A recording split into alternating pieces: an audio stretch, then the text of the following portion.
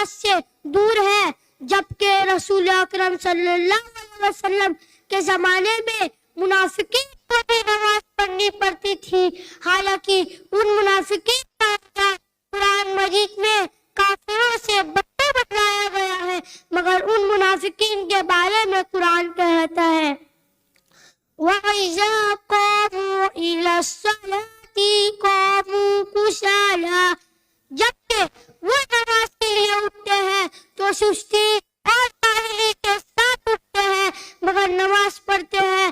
میرے پیارے بھائیوں اور بہنوں، قرآن مجید میں ایک جگہ اللہ تعالیٰ نے بیان کیا ہے کہ جب جہنمیوں سے پوچھا جائے گا مَا سَلَكَكُمْ فِي سَقَرَ، تم کو کس جرم کی پاداش میں جہنم کی سزا ملی، تو وہ اپنا پہلا جرم یہی بتلائیں گے لَمْ نَكُ مِنَ الْمُصَلِّينَ، ہم نماز نہیں پڑھتے تھے۔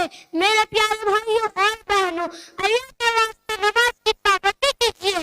آپ کو معلوم ہونا چاہیے کہ نماز وہ واحد عبادت ہے جس کے بارے میں محسن انسانیت صلی اللہ علیہ وسلم نے فرمایا کہ جب تمہارے بچے 7 سال کے ہو جائے اور نماز نہ پڑھے تو انہیں نماز کا حکم دیجیے، اور 10 سال کے ہو جائے اور نماز نہ پڑھے تو ان کو مارو۔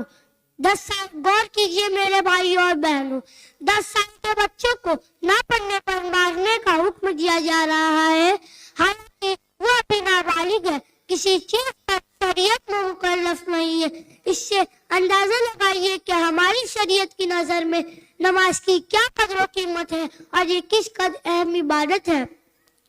اس لیے آپ ہی سے ٹھان لیجیے کہ انشاءاللہ ہم نماز کے معاملے میں کوئی کوتاہی نہیں کریں گے اور اس کی مکمل پابندی کریں گے۔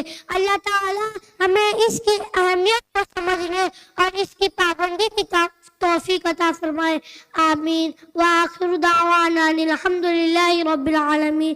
السلام علیکم ورحمۃ اللہ وبرکاتہ۔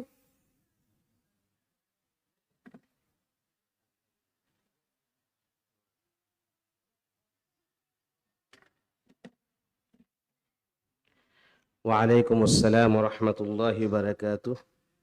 یہ تھے عبداللہ آصف باٹلی والا، جو آپ حضرات کے سامنے نماز کی اہمیت کے موضوع کو بیان کر رہے تھے۔